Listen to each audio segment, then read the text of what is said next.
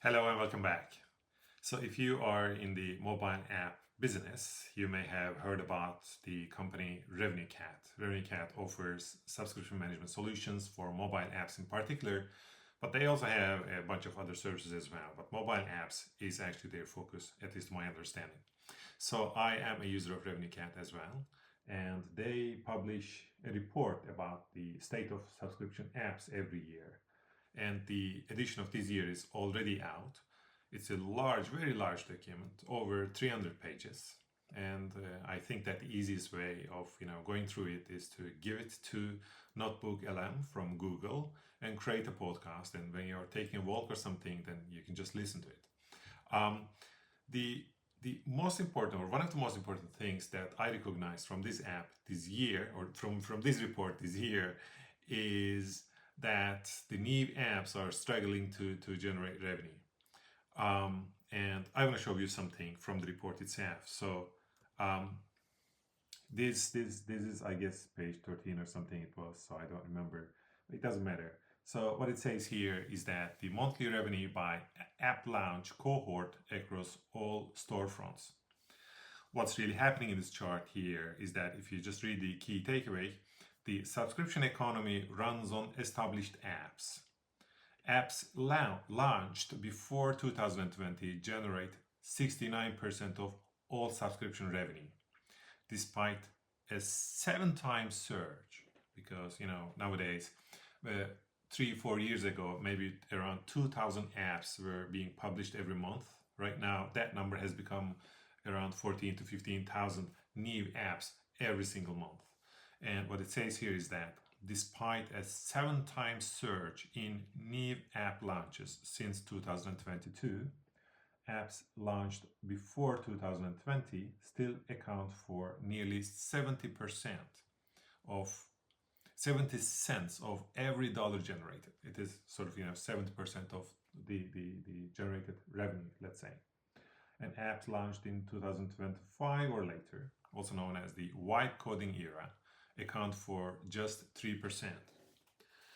So that it has become easier to develop new apps doesn't mean that it has become easier to generate revenue from mobile apps. As a matter of fact, it has become more difficult. And from one angle, you can see AI here as something that is undermining the world of solo entrepreneurs, in particular, developing mobile apps or web apps, even because even that world has become easier to create new apps in.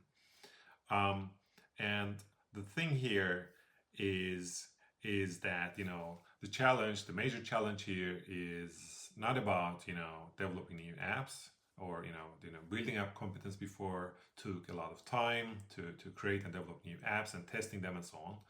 That part has been simplified significantly, but at the same time we have new challenges now, or the challenges of yesterday in terms of distribution and marketing has become bigger challenges today, because the number of apps that you're competing with right now is much larger. But I want to address one thing here. So if I just go back to the screenshot that I've taken from the RevenueCat's report, what we see here is that almost 70% of the revenue that's generated by apps, those are the apps that are published actually before 2020. And the impact of AI actually has gone up in the past 1.5 years or so. Maybe 2024 has been affected by that, 2025 obviously, maybe 2022 and 2023 as well, partly. But the thing here is that let's assume that we didn't have any AI impact on the development of new apps, so that with other words, developing new apps is as difficult as it was for 4 or 5 years ago. I believe that this chart will still look the same, because if you look at the first or the second bar here, the apps that were launched around 2020 and 2021, they also make 9% of the total revenue that's generated today. So at that time, we didn't really have this AI hype going on. The development wasn't that easy as it is today. But even those apps are only generating 9% of the revenue. And the apps that were published before 2020, those are the apps that are generating around 70% of the total revenue. I guess this chart is covering both Apple App Store and Google Play Store, if I don't remember wrong. But I can imagine that the numbers are going to look the same no matter what.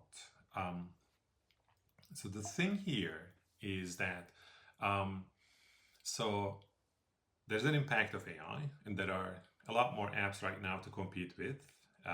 But at the same time, even if we didn't have any AI impact on the development itself, this chart will still look the same, and more than around 70% apps, or the apps that were published before 2020 will still make around 70% of the revenue today.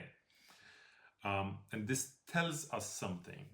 Many people who see the app business as a short-term game. You make an app, you maybe see those people as well, or those apps here and there on the platform X, maybe YouTube, or at some other platforms, maybe Reddit is an example, that someone makes an app, and in a month or two, they start generating a significant amount of revenue. I'm not saying that it is not possible. It may be possible in some cases, especially if you are very good at marketing your app, and if you are able to reach those people who are in the target group of your app. It may be possible, and also assuming that you have a good app. But in some cases, the apps are not even good, but they are very good at reaching those people. That's a separate thing. But what we see here still, and those are exceptions in my opinion, this game is a long-term game. And maybe, say a few years from now, this chart is gonna look a bit different. Maybe instead of seeing here before 2020, maybe we're gonna see that before 2023, and that number, that year, is gonna be shifted to later years over time. And if you developed a good app, and if you keep maintaining it, if you keep improving it, if you keep listening to the feedback that you're getting from your users, it is going to be possible for you to start generating more revenue over time, in my opinion. So yes, there's an impact of AI, but you should remember, at least in my opinion, that this is a long-term game. This is not a short-term game anymore, as some people see. But on the other hand, I can see that this has always been a long-term game. The ones that you see in the social media and so on, the ones that generate significant amount of revenue within a short period of time, those are just the exceptions. So that's one thing. The other thing I see here is that it was possible before to rank higher organically. It was much easier, so to say, without spending any money for marketing in particular, or without any marketing efforts, in social media and so on. Just by optimizing your, app title and keywords, etc., it was possible to rank higher over time. It doesn't happen overnight either, but over time it was possible. I can imagine that it is still possible, but it is more difficult than before with regards to the increased number of apps that are published in the app stores. So in that regard, we have a challenge as the app developers, because we can't only rely on App Store optimization anymore. And I'm telling this as someone who has recently developed a App Store ASO tool, App Store optimization tool, a keyword research tool, which hopefully helps developers to find good keywords to use in their apps, mobile apps, especially in Apple App Store. But it is not that easy anymore, and I'm going to give you an example. So one of my apps that I developed in the past year is a period tracking app for women. And I developed it in a way so that it's very privacy focused. So, users who share their, sensitive data actually within the app to track their periods. This is developed for women in particular, and the privacy is a huge topic and huge question, and some apps actually had the scandals in the past years, by, they basically they leak the, user data to third parties, and they got fined and so on. And this is an app, where all the data stays on the phone, and I don't need to see the user data in my servers because it never arrives to my servers. All the data stays on the user's device. I thought that, this is a great angle, so I could actually market it in this way. But what I didn't recognize is that this market is incredibly crowded and dominated by very, very big players. So let me give an example. So this is the, one of the screenshots that I'm using in my App Store listing. So basically, period and fertility tracker, and your price is our priority. The message is clear, at least in my opinion. One of the screenshots that I'm using, as mentioned. And let's say that, I'm publishing this app today, and I am considering different keywords to use as my app title so that it's going to help me to reach other people organically more easily. So I can consider period tracker as an example. So period tracker is indeed a good keyword, but on the other hand, it's a very crowded space, and it is very, very difficult to rank for this keyword. But I can try to play around with this thing, maybe I can go for fertility tracker or period calendar or cycle tracker or ovulation tracker. So it should be possible for me to rank higher if I go for one of those keywords, assuming that they have somewhat lower popularity, but at the same time lower competition as well compared to the period tracker, which is a very competitive keyword. But what you're going to recognize is that you can do this test on your phone as well. So if you just search for period tracker on your phone, and you're going to see that these giant companies will pop up in the ranking with hundreds of thousands of ratings and so on, and then make a search for fertility tracker. You will sort of see the same results in the search results, the same apps. If you go for period calendar, for example, you will still see the same set of apps in the search results than the cycle tracker or ovulation tracker. So no matter what you search for, actually, the same set of apps pop up in the search results. And if you use my tool, RespectASO, you can find the link in the descriptions below. It's totally free to use if you like it. Or any other ASO tool, you may see that the popularity and difficulty numbers for those keywords will change. They are not equally difficult to rank for. But on the other hand, algorithms are smart enough so that, for example, if someone searches for period calendar, they are probably searching for an app, which is essentially a period tracker.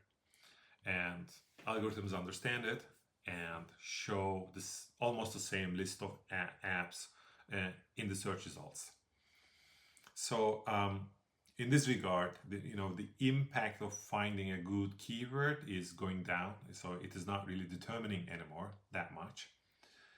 It doesn't mean either that keywords do not have any value, or keywords don't matter at all. They definitely matter. But what I want to say here is that apart from the keyword that you pick for your app, you have to be patient. Maybe one of those keywords, let's say period calendar, for the sake of example, it happens to be the easiest or least difficult keyword to rank for, and you go for this app title or keyword pair, let's say, in your app title, for the sake of example.